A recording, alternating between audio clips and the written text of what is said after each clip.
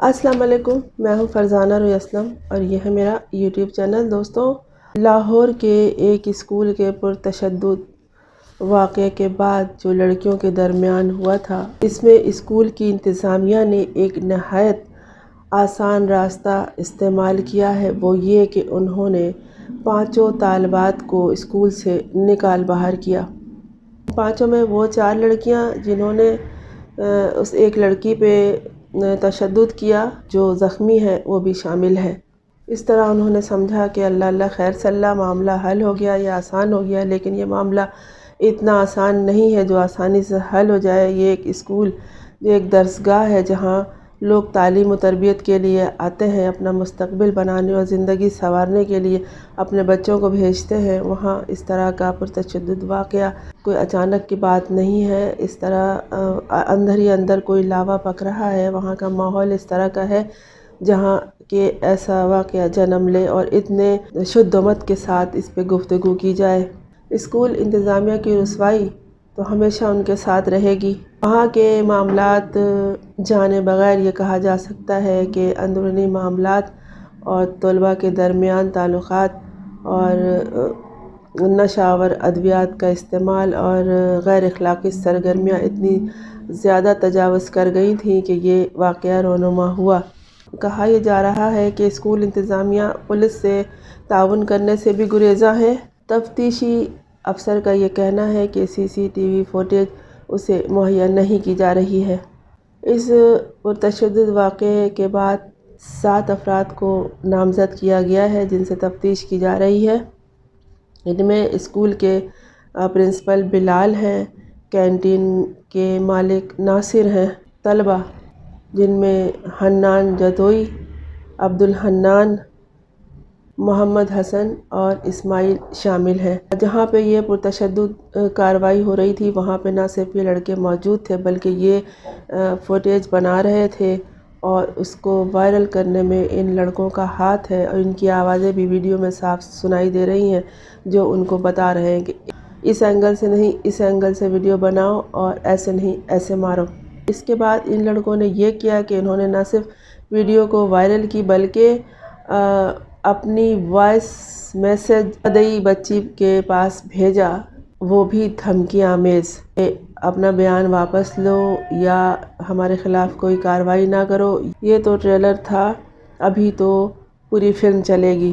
اور یہ اتنے شارپ نکلے کہ انہوں نے کوئی کارروائی سے پہلے ہی سب نے اپنی ضمانت کرا لی۔ ان لڑکیوں کے والدین نے بھی ان کی ضمانت کروائی اور ان لڑکوں نے بھی اپنی ضمانت لے لی، کیونکہ انہیں معلوم تھا کہ یہ نامزد بھی ہے اور ان کا قصور بھی ہے۔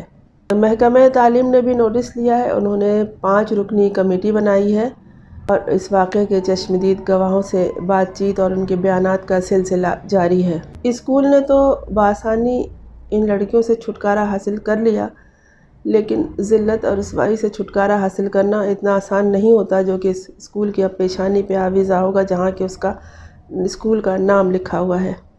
مگر یہ سب مسئلے کا حل نہیں ہے۔ بات کہاں سے شروع ہوئی؟ بچوں کے درمیان اس طرح کی پرتشدد کارروائی تو نہیں ہوتی، بچوں کے درمیان لڑائی جھگڑے اسکولوں میں ہوا کرتے ہیں اور عموماً لڑکے ایک دوسرے کو دھمکیاں دیتے ہیں کہ باہر نکلو تو بتائیں گے، اور جو اسکول انتظامیہ ان تمام واقعات اور معاملات سے واقف رہتی ہے، جو کہ اپنی ذمہ داری سمجھتے ہیں، وہ رہتے ہیں تو وہ اسکول کے باہر کے حدود تک پر نظر رکھتے ہیں۔ لیکن یہاں تو جیسے انتظامیہ آنکھیں بند کیے بیٹھی تھی، اور یہ نئی انتظامیہ ہے جسے انتظام اپنے ذمہ لینا تو آ گیا لیکن انتظامات کو سنبھالنا یا اسے چلانا نہیں آیا۔ سب سے بڑی غلطی کس سے ہوئی ہے؟ سب سے بڑی غلطی اس باپ سے ہوئی ہے جو بہت ہی بااثر کہلایا جا رہا ہے۔ اس نے یہ غلطی کی کہ ایک تو اس نے جس بچی نے اس کی 100 میں سے 1 نمبر حاصل کیا، اس کے بارے میں علیحہ عمران سے پوچھا۔ ان بچوں کی آپس میں دوستی بھی تھی اور گھر آنا جانا بھی تھا ایک دوسرے کے، تو کبھی اس کے والد نے پوچھا کہ بھائی یہ میری بچی کا یہ حال کیوں ہے؟ اس سے پہلے تو یہ پاس ہوتی رہی ہے ایک دفعہ۔ تو اس بچی نے اس کو بتایا کہ اس کی یہ ایکٹیویٹی ہے، باقاعدہ اس نے اس کی کوئی تصویر اس کے والد سے شیئر کر دی، اور باپ نے ظاہر ہے کہا ہوگا کہ میں تمہارا نام نہیں لوں گا، مجھے بتاؤ۔ عموماً ماں باپ کسی سے معلومات لیتے ہیں، کلاس فیلوز سے لیتے ہیں یا ٹیچر سے لیتے ہیں، تو ان کا نام نہیں بتایا جاتا، ان کی نشاندہی نہیں کی جاتی. لیکن یہ باپ صاحب، یہ والد گرامی جو ہے، یہ اتنے کردار کے کچے اور زبان کے کچے نکلے کہ انہوں نے اس بچی کا نام اپنی بدتمیز بیٹیوں کے سامنے لے لیا. ان کی بیٹی اور ان کی کزن اور اس کی سہیلیوں نے مل کے، جو بڑی کلاس کی ہیں، اس بچی کو مارا. غلطی باپ نے کی، جس کا خمیازہ دوسرے کی بچی کو، ایک چھوٹی بچی کو بھگتنا پڑا. اور اس باپ کو علم ہونا چاہیے کہ اس کی بچیاں کس حد تک جا سکتی ہیں، کیونکہ پوت کے پاؤں پالنے میں. گھر میں ہی ان بچوں کا پتہ چل جاتا ہوگا کہ وہ جس طرح سے کرتی ہیں، اس طرح کے بدتمیز بچے جو کھانے پینے بھی بیٹھتے ہیں گھر میں تو اٹھا پٹک گھر کے معاملات میں گھر کے نوکروں کے ساتھ بدتمیزی، اور ان کا رویہ اور ہوتا ہے. یہ باہر بھی نکل کے اسی طرح سے کرتے ہیں. یہ آسان نہیں کسی بچی کو اس طرح کینٹین میں لے جا کے مارنا، اور اتنا مارنا، اتنا شدید مارنا کہ اس کے گلے پہ اپنا گھٹنا رکھ کر دبا دینا.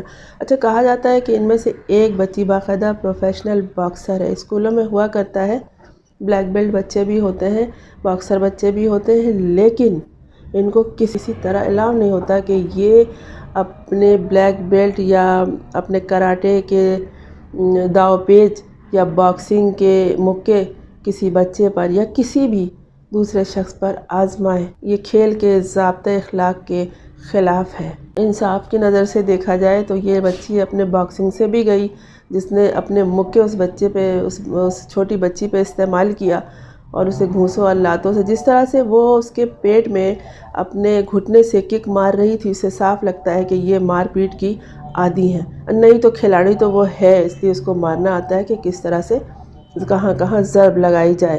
ایسے بچوں کو عموماً بلیک لسٹ کیا جاتا ہے. ایسے کھلاڑیوں کو کھیلوں میں شامل نہیں کیا جا سکتا کہ جو ایک ٹریننگ حاصل کرنے کے بعد اس اپنے داؤ پیچ کو کسی دوسرے بچے پر یا کسی بھی جانور پر یا کسی بھی جاندار پر آزمائے.